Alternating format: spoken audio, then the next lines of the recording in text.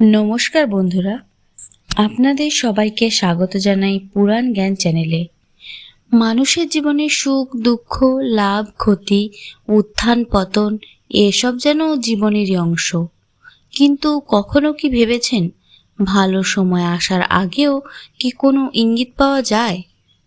হিন্দু ধর্মীয় বিশ্বাস ও লোকাচারে বলা হয়েছে, কিছু ঘটনা আমাদের জীবনে শুভ পরিবর্তনের পূর্বলক্ষণ হতে পারে। অবশ্যই এগুলি বিশ্বাসের বিষয়, বৈজ্ঞানিকভাবে কোনো প্রমাণ পাওয়া যায়নি। তবে বহু মানুষ মনে করেন ঈশ্বর কখনো কখনো ছোট ছোট সংকেতের মাধ্যমে আমাদের জীবনে আশার আলো দেখান। আজ আমরা জানব এমন কিছু লক্ষণ যা শাস্ত্র ও লোক বিশ্বাসে শুভ বলে মনে করা হয়।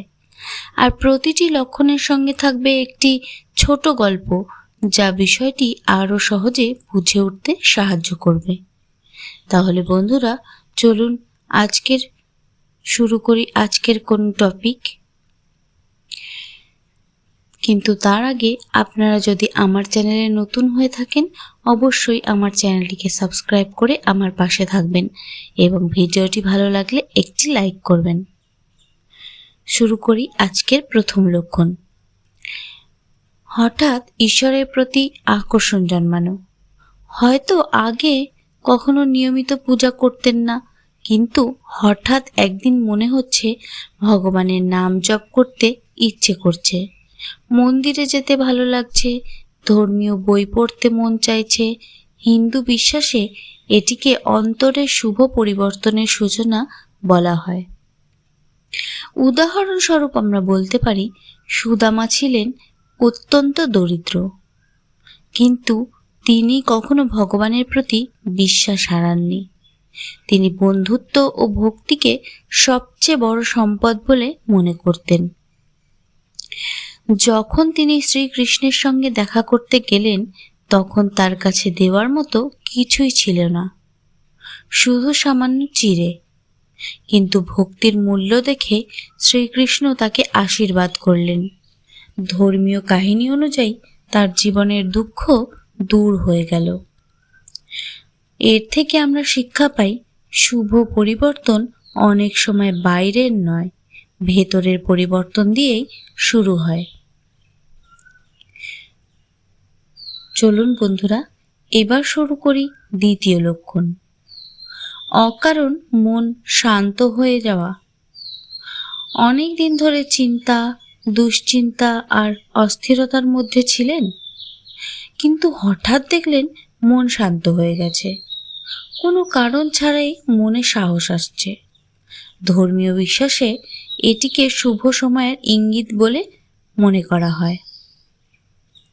তাহলে বন্ধুরা, এর উদাহরণস্বরূপ আমরা শুনতে পারি, ছোট্ট ধ্রুব রাজপ্রাসাদে অবমানিত হয়ে বনে চলে যায়। সে কান্না করেনি, প্রতিশোধও নেয়নি, বরং ভগবানের ধ্যান শুরু করেছিল।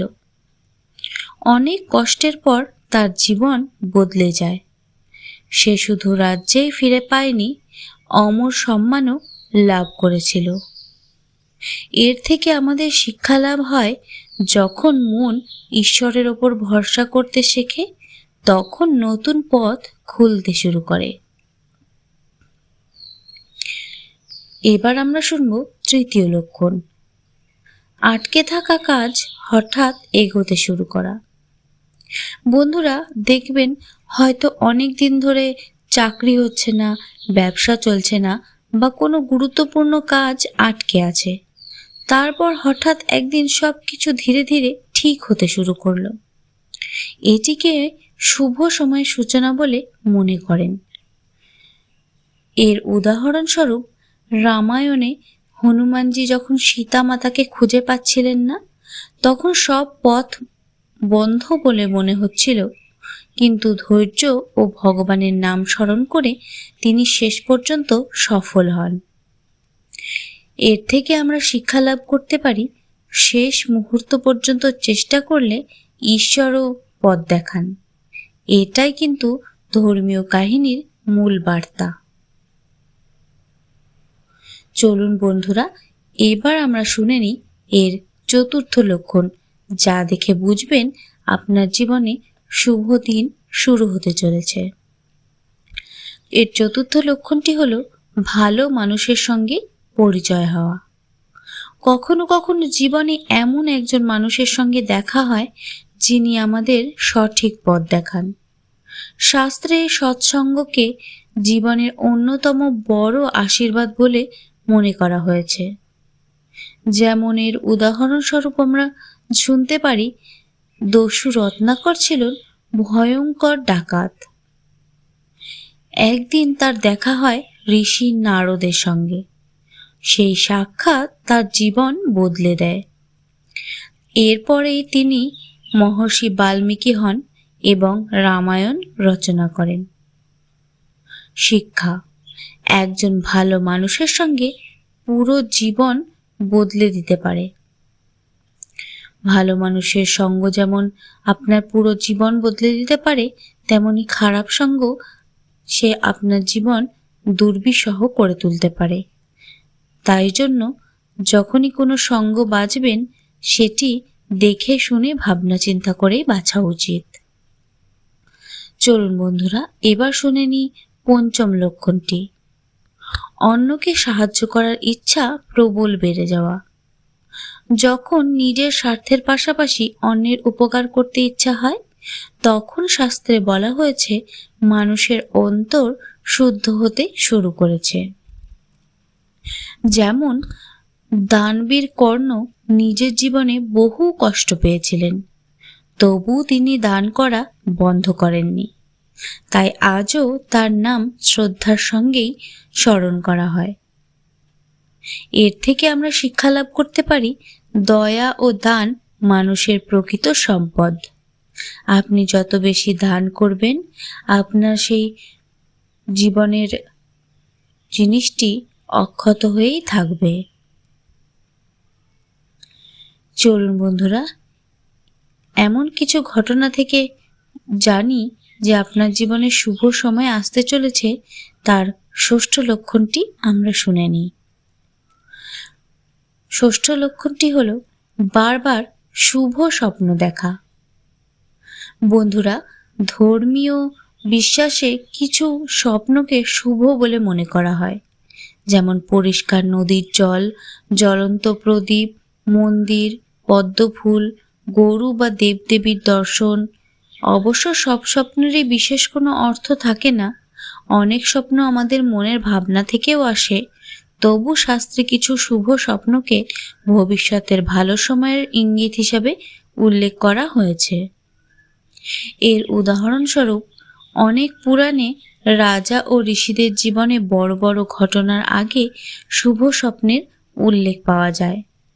বিশ্বাস করা হয় এই স্বপ্নগুলো তাদের মানসিকভাবে প্রস্তুত করত এবং ঈশ্বরের আশীর্বাদের প্রতীক হিসাবে দেখা হতো। এর থেকে আমরা শিক্ষা লাভ করতে পারি, শুভ স্বপ্ন দেখলে অহংকার নয়, বরং ঈশ্বরকে কৃতজ্ঞতা জানান এবং ভালো কাজ চালিয়ে যান। এরপর আমরা শুনব সপ্তম লক্ষণ, অকারণে বাধা দূর হতে শুরু করা।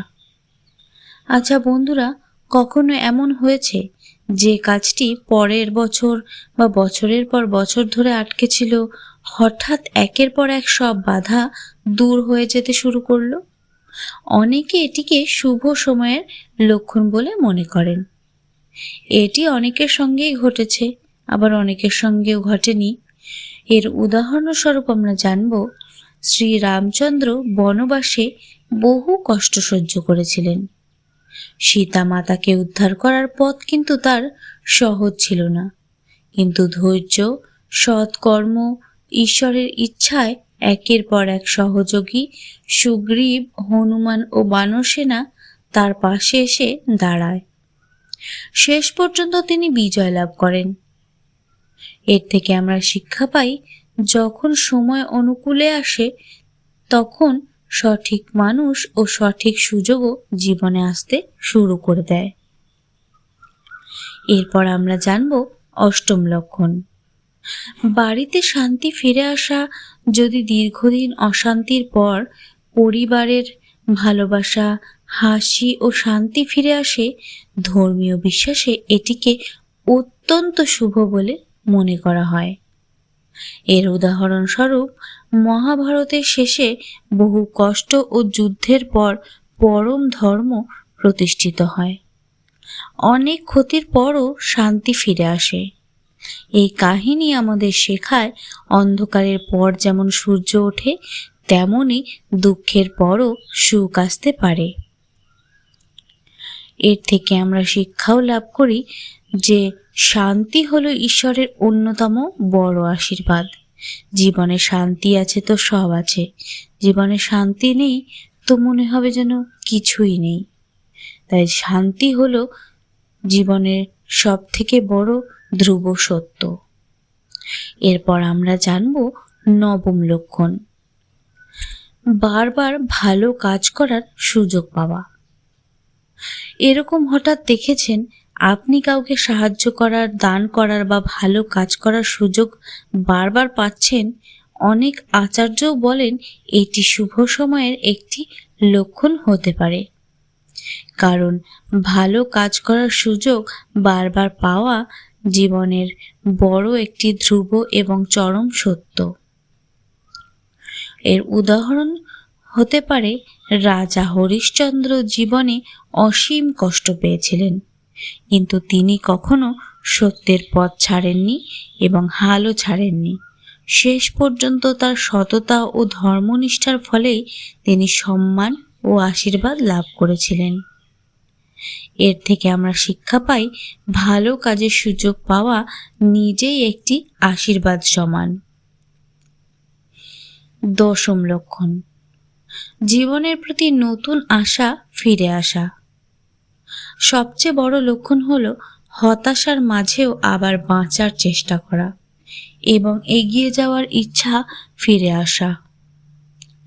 ধর্মীয় বিশ্বাসে বলা হয় আশা কখনো অকারণে জন্মায় না। যেমন এর উদাহরণ হলো পাণ্ডবরা রাজ্য হারিয়েছিলেন, বনবাসে গিয়েছিলেন, অপমানও সহ্য করেছিলেন, কিন্তু তারা ধর্মের পথ কিন্তু ছাড়েননি। বহু বছর পর তারা আবার নিজেদের অধিকার ফিরে পান। এর থেকে আমরা শিক্ষা লাভ করতে পারি, জীবনের যত বড় অন্ধকারই আসুক না কেন, ধৈর্য ও সৎ পথ একদিন জীবনে আলো এনে দেবেই।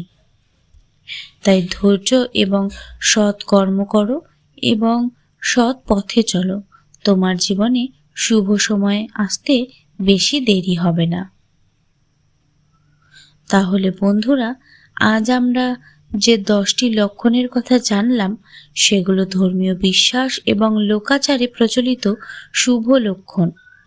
এগুলো ভবিষ্যৎ নিশ্চিতভাবে বলে দেয় এমন দাবি শাস্ত্রও করে না, বরং এগুলোর মূল শিক্ষা হলো মানুষ যেন ঈশ্বরের প্রতি বিশ্বাস রাখে, সৎ কর্ম করে, সৎ পথে চলে এবং ধৈর্য না হারায়।